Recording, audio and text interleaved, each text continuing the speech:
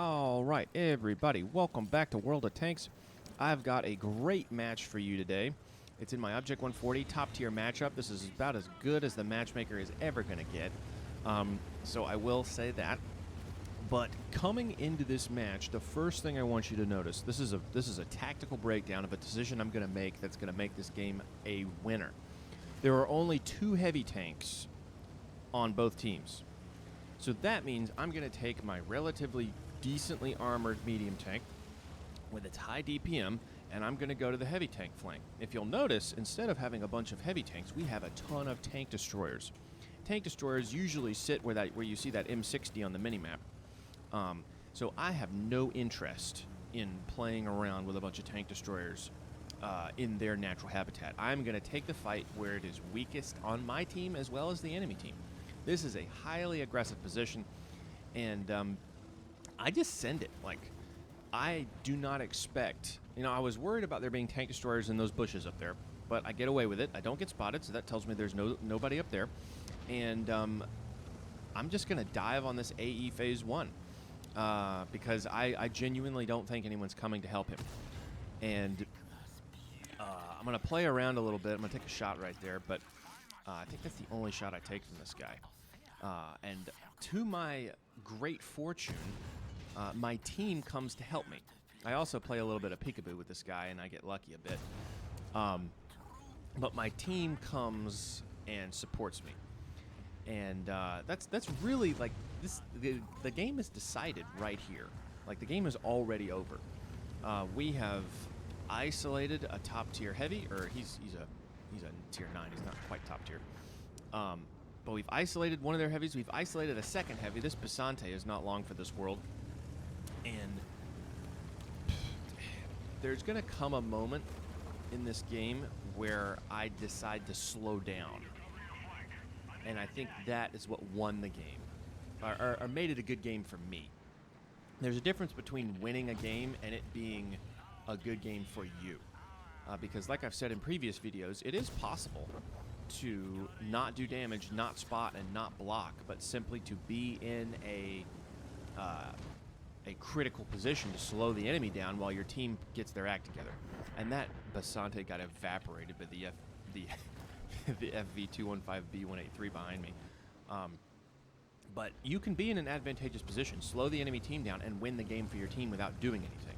That's not exactly what you want. What you really want is to be doing damage and spotting and getting stuck in.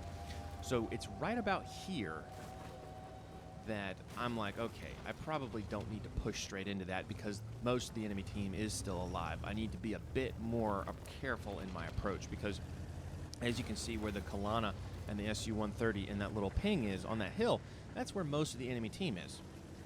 So if I push up there without any cover, I'm probably going to get smacked. So I'm going to go to the side a little bit. I know there's some hills over here that I can use as cover. And this right here is what made it a good game for me. I could have charged straight in. I probably would have died. And my team would have ended up winning the game anyway. So I take some damage here, but I've got some great cover. My turret's sticking out. My front is covered. And they're exposed. We have outflanked them. They've got nowhere to run, and I have the DPM to really, really cash in on this opportunity.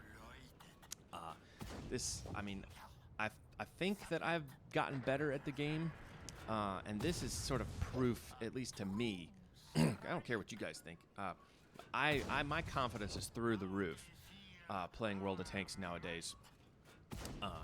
Luckily, that guy didn't move. I guess he was aiming at me. But I've swapped to gold because the Kalana has a really good front plate. The game is over. The game was over 2 minutes ago, but now it's super over. They have managed to capture that East Railway where you see all the spotted tanks. But that's not exactly going to help them. And I'm not really paying attention to where I'm driving. I'm looking at the mini-map, which is why you've seen me bump into 2 things in this whole game. But I kind of get surprised here that Scorpion probably could have ended my life. And there's an FV215B183 on the other side of that crane, and I'm like, okay, I really don't want to die here because he can one-tap me. That thing has a massive gun. 183 stands for the amount of millimeters in his gun, or his gun caliber. So I'm going to use this wreck, and he's got really good trigger control. He doesn't whiff a shot on me because I'm really scared of this guy. I really don't want to die at this point because there's still damage to be grabbed. But this is just sort of a funny little interaction rather than something game-winning. But knowing how to side scrape, look at the angle of my hull that STB-1 bounced off of. It was probably an 80-degree angle, or maybe a 60-degree. It's very small. If you want to side scrape in this game, you have to. I'm over angling right here. That could have been catastrophic right there. But yeah, the game is over. I hunt down the SU-130. It gets spotted. It gets killed without any of my damage. And I in the chat, if you're paying attention to the chat, it's actually quite funny because we were going to cap, but I asked them not to cap, and they didn't cap, and I ended up getting 5.7 thousand damage, which is not like Ayuksen level, because Ayuksen would I don't know how he would have done in this game, but because I'm not him. But I'm very pleased with this outcome. Now, again, the Object 140 is a great tank. It was top tier in this matchup, but it's the tactical decision. I had a top tier tank, and I played with top tier aggression on a weak flank, and I took a risk. All of those together had to come together for this to work, and it also wouldn't have worked if they had a bunch of tank destroyer support behind them.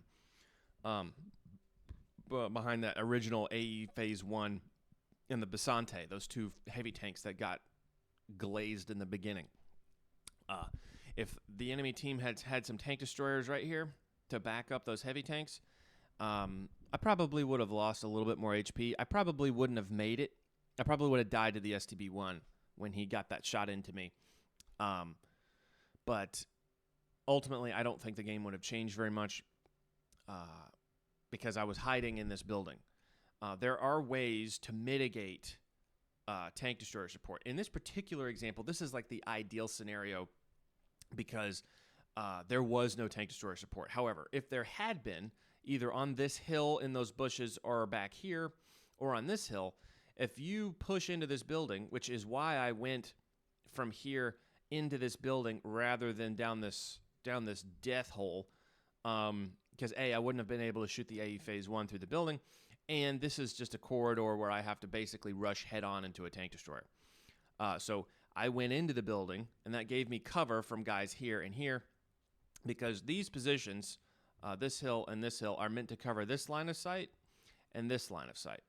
So there's a lot of things that went into the decision to be aggressive, and then there's you can't just decide to be aggressive and then be aggressive. You have to be smartly aggressive, which is why I went into the building here to cover myself from his support. He didn't end up having any, but just in case he did. And it's knowing when to be cautiously aggressive and aggressively cautious. Like that second stage of the game where I was charging down this hill that had a bunch of bad guys in it, and luckily I didn't get spotted. Which allowed me to reroute down here and farm. And very well protected. I was only sticking up my very well armored turret, and I was able to kill a bunch of guys right here. And then a little bit of close quarters side scraping action with the FV215B. He probably could have overmatched my side armor. Maybe he couldn't have. But overmatching is when the caliber of the gun is 3 times greater than the thickness of the plate. It means it will auto-penetrate. You don't need to worry about the angle that it strikes at. It's just so much bigger than the armor plate that it'll go straight through, momentum-wise.